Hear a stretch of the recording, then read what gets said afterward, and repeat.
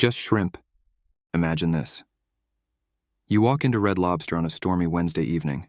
You sit down with your wife and 2 kids. The waiter comes by to take your order as you hungrily ask for the endless shrimp. 15 minutes later, everybody is served. Your wife and kids ordered the endless shrimp as well. As the night morphs into inky blackness outside, you all talk and laugh and eat. You eat plate after plate after plate of shrimp. After a couple hours, you and your family are stuffed. You motion to the waiter to bring the bill and look down at your plate, letting out a small chuckle. It looks like you haven't even eaten a single bite of shrimp. A curious thing, since you have been gorging yourself on shrimp constantly for the better part of 2 hours. But before you can puzzle over this small oddity any longer, the waiter bustles over to your table and hands you the bill. As you reach over to grab the check, your hand closes instead around a squishy pile of shrimp. There is no check being held out to you, just another plate of shrimp. A loud thunderclap booms outside as you look up at the waiter to ask why he brought you more shrimp instead of the check, when you are suddenly alarmed to find not the waiter, but a giant human-sized shrimp in server attire staring blankly down at you. You spin around in your seat to see if your wife can see the shrimp waiter and are immediately frightened out of your wits. Your wife is no longer seated there next to you, only another human-sized shrimp wearing your wife's dress and hoop earrings. Numb with horror, you quickly glance across the table at your 2 children. They are both shrimps. You let out a yell as another thunderclap echoes across the sky and it begins to rain. You distantly register the start of the torrential downfall outside, which sounds like large hail as you spare a sweeping glance across the restaurant. There are no humans present. There are only shrimps seated at booths, shrimps seated at tables, and even a small group of shrimps at the bar. They are all eating large platefuls of shrimp and leering at you menacingly. Your heart begins to pound in your chest like a war drum. You stumble backwards, half falling over your chair in your haste to get up. You sprint for the door and run outside into the dark, stormy night.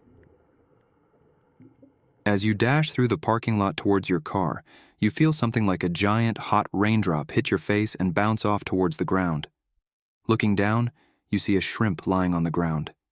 You look out across the parking lot and see puddles of shrimp collecting in the cracks in the pavement and across the roofs of the closest cars.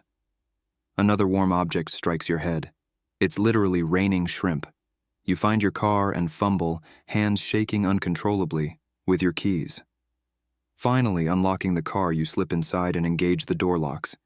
The human-sized shrimp from the restaurant are now congregating outside the front doors, staring across the parking lot at you. Their pale orange-pink bodies eerily backlit from the light streaming out from the open doors behind them.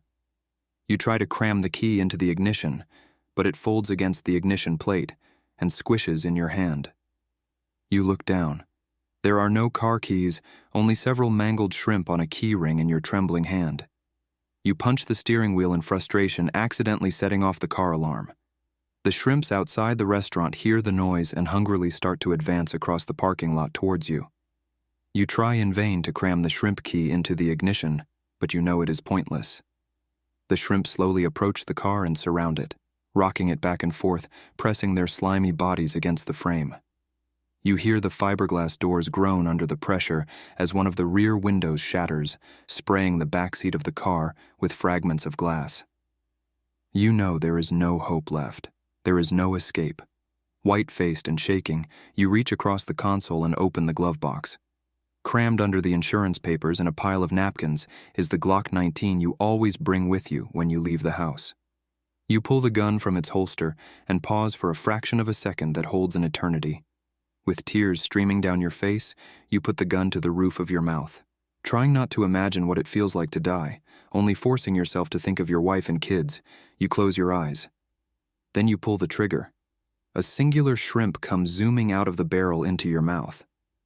In your darkest hour, death itself refuses to end you, for dying is not the end. There can only be shrimp, and they are endless. You look to your right, and all you see are shrimp for miles. Just shrimp. You whisper to yourself, just shrimp,